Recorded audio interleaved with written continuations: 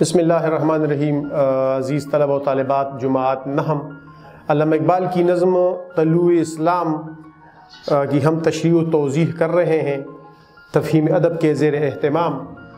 چونکہ یہ نظم بہت زیادہ تشریح کی متقاضی ہے، لیکن اس کے باوجود آپ کے لیول کو مد نظر رکھتے ہوئے ہم آپ کو سمجھانے کی کوشش کر رہے ہیں۔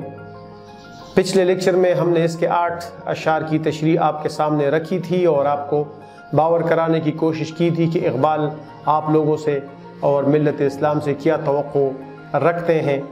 8 اشعار کی طرف آئیں گے۔ پہلے ان اشعار کی قرت آپ کے سامنے پڑھنا چاہوں گا۔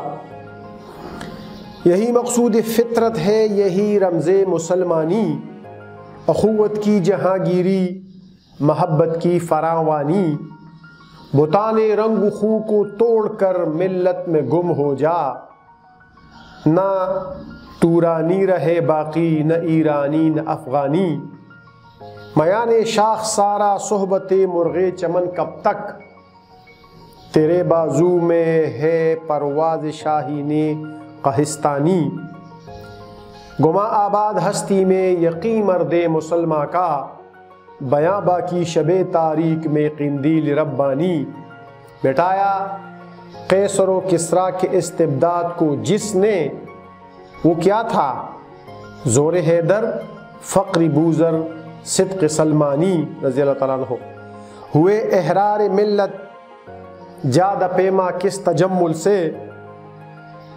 تماشائی شگاف در سے ہیں صدیوں کے زندانی، ثبات زندگی ایمان محکم سے ہے دنیا میں، ثبات زندگی ایمان محکم سے ہے دنیا میں، کہ المانی سے بھی پائندہ تر نکلا ہے تورانی، جب اس انگارۂ خاکی میں ہوتا ہے یقین پیدا، تو کر لیتا ہے یہ بالو پرے روح الامی پیدا۔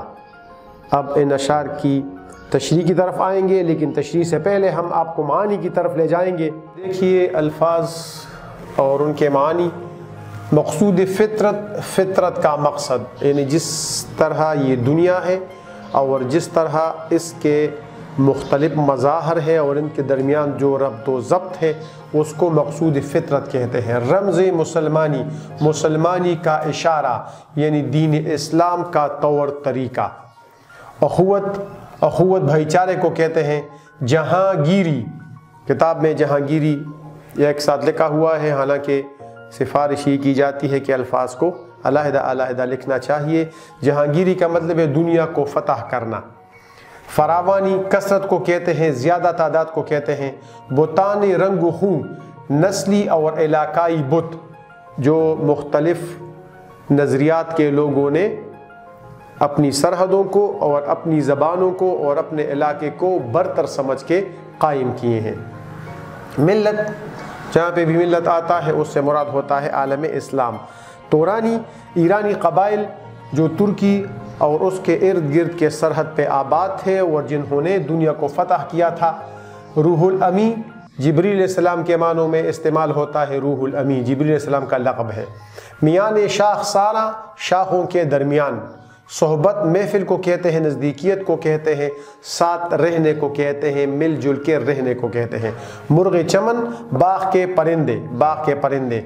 کوہستانی، یہ کوہستانی نہیں ہے، قہستانی ہے، خراسان کے ایک علاقے کا نام ہے جہاں کے شہباز اور جہاں کے شاہین شہرت رکھتے ہیں ساری دنیا میں، شاہین قہستانی۔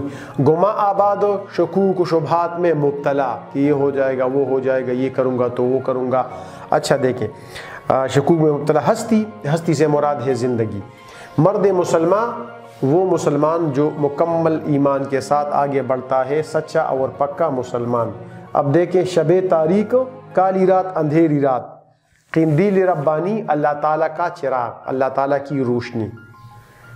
قیصر و کسریٰ، روم اور ایران کی مشہور سلطنتیں جو عالم اسلام کے زمانے میں تھی اور مسلمانوں نے پھر ان کی اینٹ سے اینٹ بجا دی تھی۔ استبداد، ظلم و ستم کو کہتے ہیں۔ زور حیدری، حضرت علی رضی اللہ تعالیٰ عنہ کی طاقت۔ فقری بوذر، حضرت ابو ذر غفاری رضی اللہ تعالیٰ عنہ کی فقیری۔ صدق سلمانی، ایسا عاشق رسول جو حضرت سلمان فارسی کے نام سے دنیا جانتی ہے اس کی سچائی کی طرف اشارہ ہے۔ احرار حر کی جمع ہے اور اس سے مراد ہے آزادی پسند لوگ۔ جادہ پیما رواں دواں اٹھ کے اپنی منزل کی طرف جانے والے کو جادہ پیما کہتے ہیں۔ ہوتا ہے جادہ پیما پھر کارواں ہمارا، اقبال کا ترانہ بانگے درا ہے گویا، ہوتا ہے جادہ پیما پھر کارواں ہمارا۔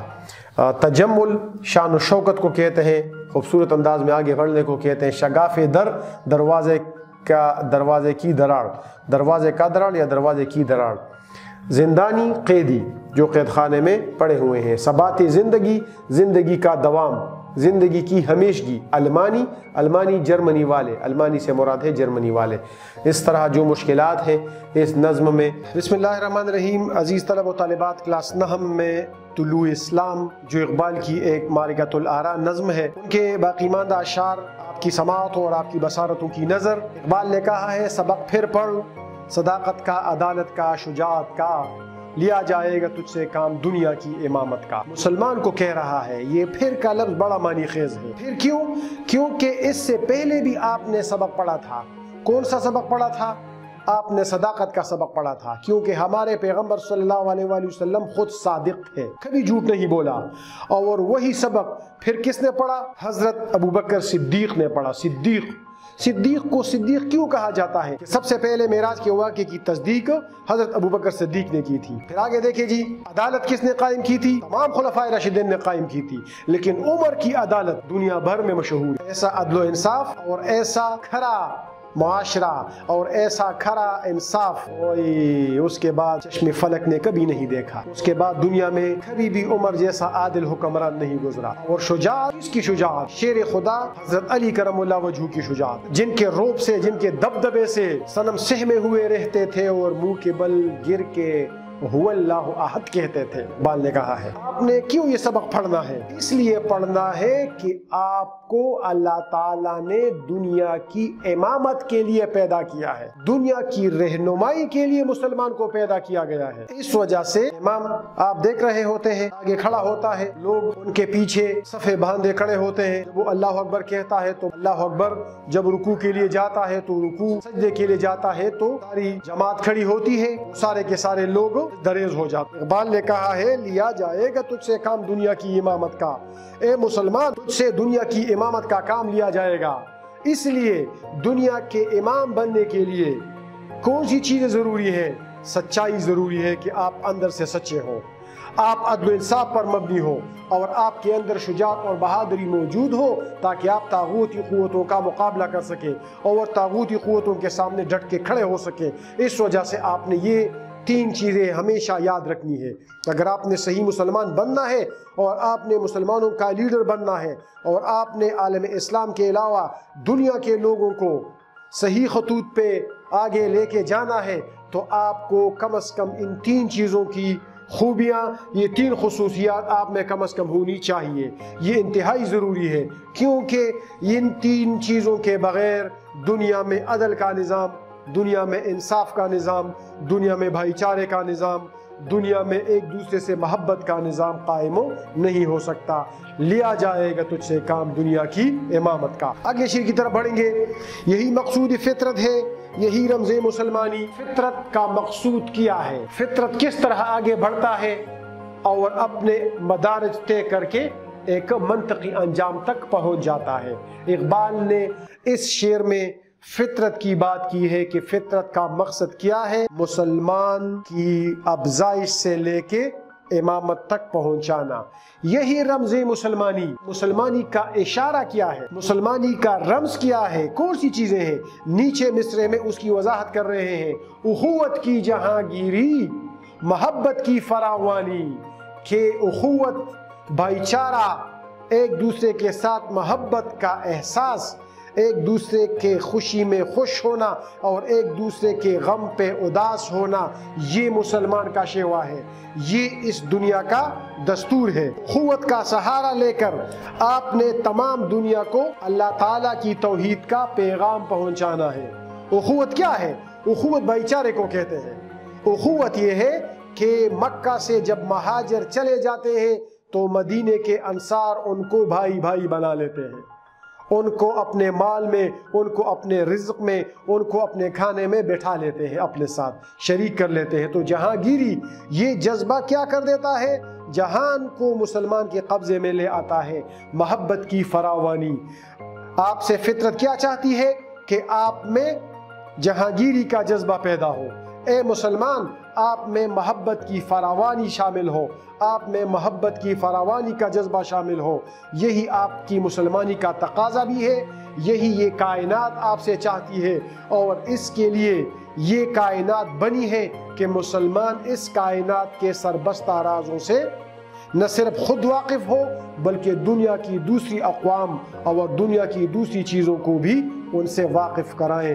اخوت کی جہانگیری، محبت کی فراوانی۔ اگلا شعر بڑا زبردست ہے۔ بتان رنگ و خو کو توڑ کر ملت میں گم ہو جا، نہ تورانی رہے باقی، نہ ایرانی نہ افغانی۔ تعصب خواہ علاقائی ہو، خواہ مذہبی ہو، خواہ لسانی ہو، خواہ گروہی ہو، کسی بھی قسم کا تعصب انسانی اجتماع کا ستیہ ناش کر دیتا ہے۔ اقبال نے اسی خطبہ حجۃ الوداع کی بات کی ہے اس شعر میں۔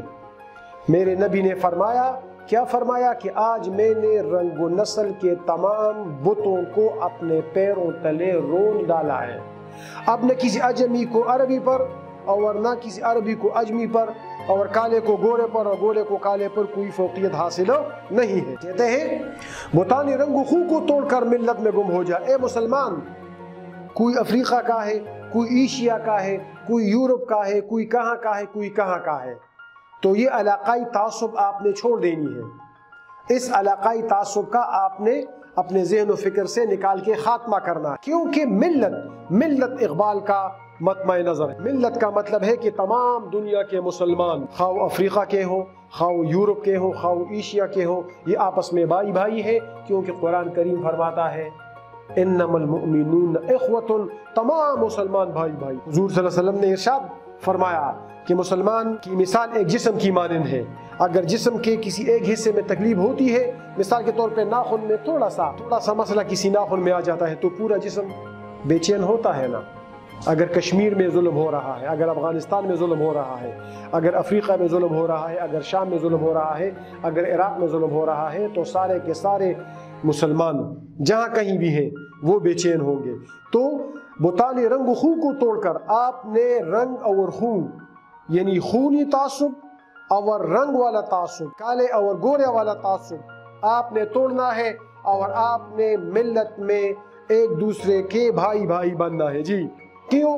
نہ تورانی رہے باقی، نہ ایرانی نہ افغانی، کیونکہ نہ تو تورانی باقی رہے، تورانی تاتاری اور ترکی کے مشہور باشندے، نہ ایران کے بڑے بڑے پہلوان رستم اور سہراب باقی رہے، اور نہ افغان کے غیرت اور حمیت سے بھرپور پختون باقی رہے۔ یہ تمام چیزیں مٹ گئیں۔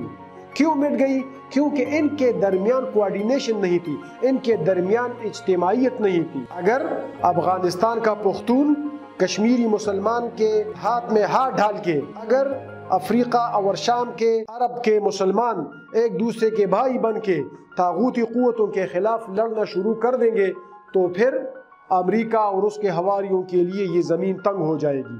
لیکن اس کے لیے اخوت شرط ہے، اس کے لیے بھائی چارہ شرط ہے، اس کے لیے ایک ملت ہونا شرط ہے۔ آج مسلمان کتنے فرقوں میں بٹے ہوئے ہیں، آج مسلمان کتنی مصیبتوں اور گروہی اور لسانی اور کا شکار ہیں، اس سے آپ خود اندازہ لگا سکتے ہیں۔ اس طرح کی صورتحال میں عالم اسلام کس طرح ترقی کر سکتا ہے، دنیا کے مسلمان کس طرح ترقی کر سکتے ہیں۔ اس طرح کی صورتحال میں ترقی ممکن نہیں ہے۔ اقبال نے ترقی کا ایک ہی رستہ بتایا ہے، اور وہ ہے ملت کے مقاصد کو مقدم رکھنا اور اپنے مقاصد کو پیچھے رکھنا۔ یہاں تو ہم سب اپنے مقاصد کو آگے بڑھا رہے ہیں، یہی بات انہوں نے کی ہے۔ بتان رنگ و خو کو توڑ کر ملت میں گم ہو جا، نہ تورانی رہے باقی، نہ ایرانی نہ افغانی۔ میان شاخ سارا صحبت مرغ چمن کب تک، تیرے بازو میں ہے پرواد شاہینی کوہستانی۔ یہ کوہستانی نہیں ہے، کوہستان خراسان کا ایک علاقہ ہے جہاں کے شہباز اور جہاں کے شاہین مشہور ہیں۔ اقبال کہتے ہیں آپ کب تک ایک پرندے کی طرح آرام اور آسائش کی زندگی گزاریں گے؟ پرندہ پتھوں میں اور اس طرح کے خوبصورت موسمی حالات میں گھونسلہ بناتا ہے، وہاں پہ انڈے دیتا ہے، پھر وہاں پہ بچے وہاں سے نکلتے ہیں۔ تو اس طرح کی صورتحال اقبال کہتے ہیں کہ مسلمان یہ عیش پسند زندگی اور یہ عیش پرست زندگی، عیش سے بھرپور زندگی تمہارے لیے نہیں ہے۔ میرے پیغمبر نے فرمایا ہے کہ یہ دنیا مسلمانوں کے لیے ایک قید خانہ ہے۔ تو اب قید خانے میں قیدی کس طرح کی زندگی گزارتا ہے؟ آرام اور سکون سے تو نہیں ہوتا نا، کبھی اس کو مچھر کاٹتے ہیں، کبھی مکھی آ جاتی ہے، کبھی بجلی نہیں ہوتی، کبھی ان کو پانی کی ضرورت ہوتی ہے، کبھی ان کو اور تقاضے ان کے ہوتے ہیں۔ تو اقبال نے یہاں پہ ان مسلمانوں پہ طنز کیا ہے، میان شاخ سارا آپ کب تک شاخوں کے درمیان رہیں گے، صحبت مرغ چمن کب تک آپ دوسرے پرندوں کی صحبت سے لطف اندوز رہیں گے۔ باغ کے جو پرندے ہیں اور باغ کے جو بڑے بڑے درخت ہیں اور وہاں جو ٹھنڈی ٹھنڈی ہوائیں ہیں، آپ کب تک ان سے لطف اندوز ہوتے رہیں گے؟ کیونکہ یہ لطف اندوز ہونا آپ کے لیے نہیں ہے۔ تیرے بازو میں ہے پرواز شاہینی کوہستانی، آپ کے بازو کو تو اللہ تعالیٰ نے ایسی پرواز عطا کی ہے جس طرح کی پرواز شاہانی کوہستانی، خراسان کے علاقے کا جو باز ہے، خراسان کے علاقے کا جو شاہین ہے، ان کے بازو بڑے مضبوط ہوتے ہیں، وہ بلند پرواز ہے، وہ کئی دن تک اڑتا رہتا ہے۔ تو مسلمان تمہیں ان سہولیات کو چھوڑ کے اس طرح صحرا کی زندگی اپنانی ہے، آپ نے صحرا نشینی اختیار کرنی ہے، آپ نے پہاڑوں کی طرف نکلنا ہے، آپ نے سخت کوشی کی زندگی اپنانی ہے۔ اقبال کے ہاں سخت کوشی کی زندگی کی مثالیں بھی موجود ہیں، لیکن چونکہ آپ کے جو ماتنہم کا لیول ہے تو اس وجہ سے ہم زیادہ تشریح میں آگے نہیں جا سکتے۔ گما آباد ہستی میں یقین مرد مسلمہ کا، بیاباں کی شب تاریک میں قندیل ربانی۔ کیا پیارا شعر ہے۔ اقبال کہتے ہیں مسلمان کی زندگی شکوک و شبہات سے مکمل طور پر پاک ہوتی ہے، کیونکہ اسلام روشن دین ہے، بیضا ہے، کلیئر اینڈ کرسٹل دین ہے، اس میں شک کی کوئی گنجائش نہیں ہے۔ میرے پیغمبر کی 63 سالہ زندگی میں ایک بھی لمحہ ایسا نہیں ہے جس کے بارے میں لوگوں کو پتہ نہ ہو کہ نماز روزے سے لے کے پیغمبر کے معاملات تک، پیغمبر کے خانگی زندگی تک، پیغمبر کے بیوی بچوں اور غلاموں کے ساتھ سلوک، کون سی چیزیں ہیں جو موجود نہیں ہے، جو محفوظ نہیں ہے۔ اس وجہ سے اسلام تو کلیئر اینڈ کرسٹل دین ہے۔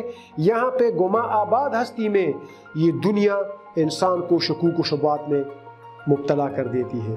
انسان شک کا بیج بوتا ہے ہر انسان کے دل میں کہ یہ کس طرح ہوگا، وہ کس طرح ہوگا، یہ کیسے ہوگا، وہ کیسے ہوگا، یہ کیوں ہوا، یہ کیوں نہیں ہوا، یہ بادل کس طرح آتے ہیں، یہ وہاں سورج کس طرح نکلتا ہے، یہ کیوں ہوتا ہے، اور اگر اللہ موجود ہے تو نظر کیوں نہیں آتا۔ مادی لوگ یہی سوالات کرتے رہتے ہیں، لیکن اقبال نے ان کی وضاحت کی ہے۔ گما آباد ہستی میں یقین مرد مسلمہ کا، بیاباں کی شب تاریک میں قندیل ربانی۔ یہ مسلمان یقین محکم کے ساتھ، یقین محکم عمل پہ ہم محبت فاتح عالم، جہاد زندگانی میں ہے یہ مردوں کی شمشیریں۔ اقبال کہتے ہیں بیاباں کی شب تاریک میں قندیل ربانی، مسلمان کا جو یقین ہے یہ بالکل ایسا ہے جیسے ارد گرد گمانوں کا لشکر ہے، گمانوں کے اندھیرے ہیں، لیکن اللہ تعالیٰ نے مسلمان کو جو اسلام کی روشن دین کی دولت عطا کی ہے، یہ روشن دین کی دولت ایسی ہے جیسے تاریک رات ہوتی ہے اور آپ کے ہاتھ میں ایک روشن چراغ ہوتا ہے، اور آپ اس روشن چراغ کو لے کے آگے بڑھتے ہیں اور اپنے لیے رستہ ڈھونڈتے ہیں اور اپنی منزل کی طرف چلے جاتے ہیں۔ کتنی پیاری تشبیہ ہے۔ گما آباد ہستی میں یقین مرد مسلمہ کا، مسلمان جو مرد مومن ہو، جو صحیح مسلمان ہو، جو پکا مسلمان ہو، جو جھوٹ بولنے والا نہیں ہو، جو ملاوٹ کرنے والا نہیں ہو، تو وہ صحیح مسلمان ہوگا، اور اس کا جو یقین ہے وہ کیا ہے؟ وہ قندیل ربانی ہے۔ یہ بالکل ایسا ہے جیسے تاریک رات ہے، گما آباد ہستی ہے، ہر طرف اندھیرے ہی اندھیرے ہیں۔ شیطان اور طاغوتی قوتوں نے انسانی سوچوں کو مکمل طور پہ اپنے گرفت میں لے رکھا ہے۔ تو ایسے میں اگر آپ کے پاس ایمان کی دولت ہے، ایسے میں اگر آپ کے پاس ایمان کا چراغ ہے، تو آپ اس چراغ کی روشنی میں ان تمام طاغوتی قوتوں کو شکست دیں گے اور اپنے لیے بھی اور اپنے ہم جنسوں کے لیے بھی، اپنے دوسرے مسلمان بھائیوں کے لیے بھی روشن اور اجلی صبح لے آئیں گے۔ اور اسلام اجلا دین ہے، اسلام مکمل طور پر صاف اور شفاف دین ہے۔ اگلے شعر کی طرف بڑھیں گے۔ مٹایا قیصر و کسریٰ کے استبداد کو جس نے۔ قیصر اور کسریٰ حضور صلی اللہ علیہ وسلم کے زمانے میں دو بڑی عظیم سپر پاور طاقتیں تھیں، ایک عیسائیوں کی تھی اور ایک آتش پرستوں کی تھی۔ ایران میں ان کی حکمرانی تھی اور بہت بڑا علاقہ ان کے زیر کنٹرول تھا۔ ان کا جو جبر تھا، ان کا جو استبداد تھا، انہوں نے جو دنیا میں ظلم و بربریت کا بازار گرم کر رکھا تھا، اس کو کس چیز نے تباہ و برباد کر دیا، اس کو کس چیز نے زوال آشنا کر دیا۔ دوسرے مصرے میں اقبال اس کی وضاحت کرتے ہیں، وہ کیا تھا؟ کیا آپ کو پتا ہے کہ کس چیز نے اتنی بڑی سپر پاوروں کا غرور خاک میں ملایا تھا؟ تین قسم کی عظیم ہستیوں کا ذکر کرتے ہیں جی۔ پہلا کون ہے؟ پہلا ہے زور حیدر، حیدر کرار کی تلوار، شیر خدا کا جوش و جذبہ، حضرت علی کرم اللہ وجہہ کا روب و دبدبا۔ کافر نام سن کے تر تر کر کامنے لگتے تھے، اس چیز نے اس کو تباہ و برباد کر دیا۔ زور حیدر نے قوت بازو مسلم نے کیا کام تیرا، زور حیدر نے ان کا غرور خاک میں ملا دیا۔ فقر بوزر، دیکھیں یہ ایک عظیم مسلمان کی خصوصیات ہے۔ اقبال نے کہا ہے، ہر لحظہ ہے مومن کی نئی آن نئی شان، گفتار میں کردار میں اللہ کی برہان، قہاری و غفاری و قدوسی و جبروت، یہ چار عناصر ہو تو بنتا ہے مسلمان۔ مسلمان میں اگر حضرت علی رضی اللہ تعالیٰ عنہ کی طرح زور حیدری نہیں ہے، مسلمان میں اگر فقری بوزر نہیں ہے، حضرت ابو ذر رضی اللہ تعالیٰ عنہ کہ جو بہت بڑے مالدار صحابی تھے لیکن اسلام کے قبول کرنے کے بعد انہوں نے فقر اختیار کیا۔ فقر کیا ہے؟ فقر یہ ہے کہ آپ کے پاس اگر ایک وقت کا کھانا ہے اور کوئی محتاج آ جائے اور آپ وہ ایک وقت کا کھانا کسی محتاج کو دے دے اور خود آپ بھوکا رہے تو اس کو کہتے ہیں فقر۔ آج کل کے مسلمان کو دیکھیں، دن رات ہم لگے ہوئے ہیں زیادہ سے زیادہ دولت بٹورنے کے اور زیادہ سے زیادہ رزق اور زیادہ سے زیادہ بینک بیلنس، یہ صریحاً اسلام کے منافی ہے۔ مسلمانوں نے کیا اختیار کیا تھا؟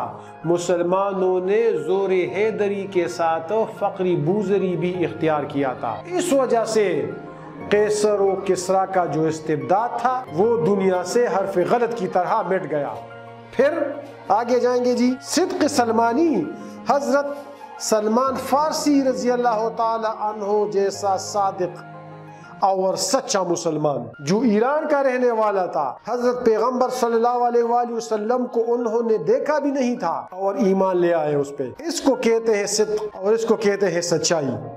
جب وہ میرے پیغمبر پر ایمان لے آیا تو اس کو اللہ تعالیٰ نے اس کی شان میں اضافہ کر دیا۔ یہ تین چیزیں اگر کسی میں آئیں، یہ تین چیزیں اگر آج بھی ہم اپنے آپ میں پیدا کریں، آج بھی ہو جو براہیم کا ایمان پیدا، تو کیا ہو سکتا ہے؟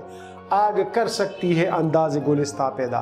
یہ امریکہ، یہ روس، یہ اسرائیل، یہ بھارت، جتنی بھی طاغوتی قوتیں ہیں، کوئی بھی طاغوتی قوت مسلمانوں کا مقابلہ نہیں کر سکے گی، لیکن اس کے لیے شرط یہ ہے کہ آپ میں نہ زور حیدری تجھ میں، نہ استغناء سلمانی۔ اقبال نے ایک اور جگہ بھی کہا ہے کہ آپ میں یہ چیزیں نہیں ہیں، اگر یہ چیزیں آ جائیں، حضرت علی کرم اللہ وجہہ کا روب و دبدبا اور ان جیسی طاقت مسلمان اپنا لیں، اگر فقری بوزری اپنائیں کہ اپنے بھائی بندوں کو رزق دے دیں، اپنے بھائی بندوں کے جو مسائل ہیں ان کا خیال رکھیں، اگر سلمان فارسی کی طرح صداقت اختیار کر لیں تو پھر دنیا کی کوئی بھی چیز مسلمانوں کا راستہ نہیں روک سکتی۔ ہوئے احرار ملت جادہ پیما کس تجمل سے، تماشائی شگاف در سے ہیں صدیوں کے زندانی۔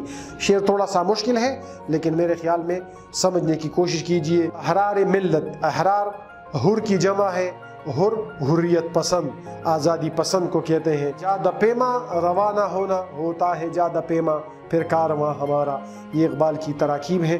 بار بار تجمل شان و شوکت سے، جب مسلمانوں کی فوج بڑے شان و شوکت سے انگریزوں کا مقابلہ کرنے کے لیے جب ترکی کی فوج آگے بڑھنے لگی تو ان کو دیکھ کے کن لوگوں نے ان کو غور سے دیکھا؟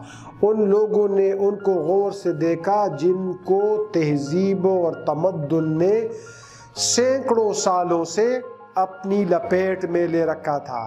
تماشائی شگاہ پہ در سے ہیں صدیوں کے زندانی، جو صدیوں کے قیدی تھے، جو سینکڑوں سالوں سے قید و بند کی زندگی گزار رہے تھے اور وہ جیل میں پڑے ہوئے تھے، تو انہوں نے جیلوں کی سوراخوں سے ان کو دیکھنا شروع کر دیا کہ بھئی یہ کون لوگ جب انہوں نے جیل کی سوراخوں سے اس طرح کے لوگوں کو دیکھا جو بڑے استقلال کے ساتھ، جو بڑے عزم کے ساتھ اللہ اکبر اور نعرہ تکبیر کا نعرہ لگاتے ہوئے دشمن کی طرف بڑھ رہے تھے، تو وہ صدیوں کے زندانی، وہ صدیوں سے قید لوگ یہ سمجھ گئے کہ انشاءاللہ تعالی بہت جلد ہمیں بھی اس قید و بند سے چھٹکارا مل جائے گا، اور یہ لوگ جس شان و شوکت سے اور جس طریقے سے اور جس سلیقے سے جہاد کے لیے جا رہے ہیں، تو انشاءاللہ تعالی ان کا اس طرح منظم ہو کے جہاد کے لیے جانا اور میدان جہاد میں کود پڑنا انشاءاللہ تعالی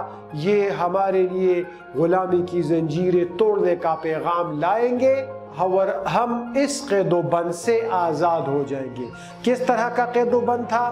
جو انگریزی تہذیب و تمدن، جو مغربی تہذیب و تمدن نے ان کو قید کر رکھا تھا، اب انہیں یقین ہو گیا کہ انشاءاللہ تعالی مغرب کا یہ مسلط کردہ نظام حکومت اور مغرب کا یہ مسلط کردہ نام نہاد جمہوریت، اس کا خاتمہ ہو جائے گا اور دنیا میں مدینے کی ریاست والا سچا اور پکا نظام رائج ہو جائے گا، جس سے تمام دنیا کے مسلمانوں کی مصیبتوں کا خاتمہ ہو جائے گا۔ اگلے شیر کی طرف بڑھیں گے۔ ثبات زندگی ایمان محکم سے ہے دنیا میں۔ دیکھیں زندگی کا قائم رہنا، اقبال نے زندگی کے قائم رہنے کے لیے ایک اصول وضع کیا ہے، اور اس اصول کی بات اقبال کر رہے ہیں۔ کہتے ہیں ثبات زندگی ایمان محکم سے ہے دنیا میں، کہ جن قوموں کا ایمان محکم ہوتا ہے، یقین محکم، عمل پہ ہم محبت فاتح عالم، تو کیا ہو جاتا ہے ان لوگوں کا؟ ان لوگوں کو کامرانیاں اور کامیابیاں ملتی ہیں جن لوگوں کا یقین ہوتا ہے۔ جو لوگ تذبذب کے شکار ہوتے ہیں، جو لوگ شک میں مبتلا ہوتے ہیں، جو قوم شک میں مبتلا ہو جاتی ہے تو وہ کیا بیاباں کی شب تاریک میں بھٹک جاتی ہے، لیکن جن لوگوں کا یقین محکم ہوتا ہے ان کی زندگی ثبات پاتی ہے، ان کی زندگی ہمیشہ قائم رہنے والی ہے۔ زندگی تو کسی کی قائم رہنے والی نہیں ہے۔ سوال یہاں پہ یہ پیدا ہوتا ہے، مطلب یہ ہے کہ ان کے نام تاریخ میں ہمیشہ کے لیے زندہ رہتے ہیں۔ کیوں؟ دوسرے مصرے میں اس کی وضاحت ہے، کہتے ہیں کہ المانی سے بھی پائندہ تر نکلا ہے تورانی۔ المانی جرمن قوم بھی بڑی منظم قوم تھی، انہوں نے بہت سے علاقوں کو فتح کیا تھا، لیکن ان کی فتح برقرار نہ رہ سکی۔ اس کی وجہ کیا تھی؟ اس کی وجہ یہ تھی کہ وہ they were based on false beliefs، وہ جھوٹے عقائد پر مبنی تھے۔ لیکن ان کے مقابلے میں، جرمنیوں کے مقابلے میں جو ایرانی اور ترکی قبائل تھے، آپ ڈرامے دیکھ رہے ہیں، یہ ارطغرل غازی ہو گیا، عثمان غازی ہو گیا، یا الپ ارسلان ہو گیا، یا وہ ملک شاہ ہو گیا، تو ان کو دیکھیں یہ کتنے پائیدار رہے، کتنے سینکڑوں اور صدیوں تک انہوں نے حکومت کی۔ ایشیا اور یورپ کے بڑے حصے پہ ان لوگوں نے اپنا تسلط قائم رکھا، کیونکہ وہ لوگ کون تھے؟ ان کا ایمان محکم تھا، تو آج وہ تاریخ میں زندہ ہے۔ ان کے مقابلے میں جرمن قوم نے بھی آگے بڑھنے کی کوشش کی، بہت سے علاقے یورپ کے اور ایشیا کے ارد گرد کے انہوں نے قبضہ کیے، لیکن چونکہ ان کا یقین محکم نہیں تھا، وہ آج ہر پہ غلط کی طرف مٹ گئے ہیں۔ نہ ہٹلر کا کہیں حوالہ ہے اور نہ جرمن کی ایسی ریاست کی بنیاد ہے، کہیں پہ بھی آپ کو وہ نظر نہیں آئے گی۔ اگلے شیر کی طرف بڑھیں گے، بلکہ آخری شیر کی طرف بڑھیں گے۔ جب اس انگارۂ خاکی میں ہوتا ہے یقین پیدا، مسلمان کو اقبال نے انگارۂ خاکی کہا ہے۔ یہ خاک کا جو پتلا ہے یہ انگارے کی مانند ہے، یہ چنگاری کی مانند ہے، لیکن یہ چنگاری اگر ویسی ہی پڑی ہے اور اس میں یقین نہیں ہے۔ دیکھیں یہ تیسرا شعر ہے، یہ جو 7-8 اشعار کی تشریح میں نے آپ کے سامنے کی ہے، تو اس میں یہ تیسرا شعر ہے جس میں پھر یقین کی بات آ گئی۔ اس سے پہلے شعر میں ایمان محکم کی بات، اس سے پہلے شعر یقین کی بات اس میں کی ہے، لیکن جب اس انگارۂ خاکی میں ہوتا ہے یقین پیدا، جب مسلمان جو خاک سے بنا ہے، جس کے اندر ایک چنگاری موجود ہے، یہ چنگاری اگر بڑک اٹھے، اور کس یقین سے بڑک اٹھے؟ اگر یہ اس یقین سے بڑک اٹھے کہ میں نے خاشاک کہ غیر اللہ کو پھونک ڈالنا ہے، میں نے طاغوتی قوتوں کو مکمل طور پہ دنیا سے صاف کرنا ہے، دنیا میں طاغوتی قوتوں کا میں نے صفایا کرنا ہے، جب اس یقین کے ساتھ مسلمان آگے بڑھے گا تو پھر کیا ہو جائے گا؟ مسلمانوں کے لیے اللہ تعالیٰ کون کون سے راستے کھول دیتا ہے؟ کہتے ہیں تو کر لیتا ہے یہ والوں پر روح الامی پیدا، تو اس مسلمان میں حضرت جبریل علیہ السلام والی قوتیں آ جاتی ہے، حضرت جبریل علیہ السلام کا پر ان مسلمانوں کو مل جاتا ہے، جبریل کا پر، ساری دنیا جو ہے جبریل کے ایک پر سے اگر اس طرح ہو جائے تو ساری دنیا الٹ جائے گی۔ تو مسلمان اگر یقین، کس بات کا یقین؟ لا الہ الا اللہ محمد رسول اللہ کا یقین، خودی کا سر نہا لا الہ الا اللہ، خودی ہے تیغ فساں لا الہ الا اللہ، دور اپنے براہیم کی تلاش میں ہے، صنم کدا ہے جہاں لا الہ الا اللہ۔ یہ لا الہ الا اللہ کی قوت اگر یہاں پہ مستحکم ہو جائے اور اس انگارہ خاکی میں یقین پیدا ہو جائے، وہ جو ہمارے تبلیغی بھائی کہتے ہیں نا، اللہ سے ہونے کی امید اور مخلوق سے نہ ہونے کی امید، کہ مشکل کشا ذات میرا رب ہے، کارساز میرا رب ہے، انداتا میرا رب ہے، داتا میرا رب ہے، یہ یقین اگر خاص ہو جائے، یہ یقین اگر مسلمان کے دل میں بیٹھ جائے تو پھر مسلمان میں فرشتوں جیسی خصوصیات پیدا کر دیتا ہے میرا رب، اور فرشتوں جیسی قوت مسلمان میں پیدا ہو جاتی ہے۔ اب دیکھیں ایک چھوٹا سا مسلمان ہوتا ہے اور وہ طاغوتی قوتوں کے ناک میں دم کر دیتا ہے، کیوں؟ کیونکہ اس کا یقین خاص ہے کہ میرا رب ہے، اور آڑے وقت پہ آڑے آتا ہے، اللہ کی نصرت آ جاتی ہے، اذا جاء نصر اللہ والفتح، تو جب نصرت آتی ہے تو فتح حاصل، اور اسی فتح کے لیے علامہ اقبال پر امید ہے کہ مسلمان ایک نہ ایک دن انشاءاللہ یہ یقین اپنے دل میں بٹھائے گا، اور اس یقین کے سہارے آگے جائے گا، گما آباد ہستیاں ختم ہو جائیں گی، اور اس قندیل ربانی سے مسلمان دنیا کو فتح کرے گا، اور وہاں پہ خدا کی زمین پہ خدا کا نظام قائم کرے گا۔ آپ سب کا بہت بہت شکریہ، امید ہے تشریح آپ کو پسند آئی ہوگی، آپ ہمارے ساتھ رہیے گا، اللہ آپ کا حامی و ناصر۔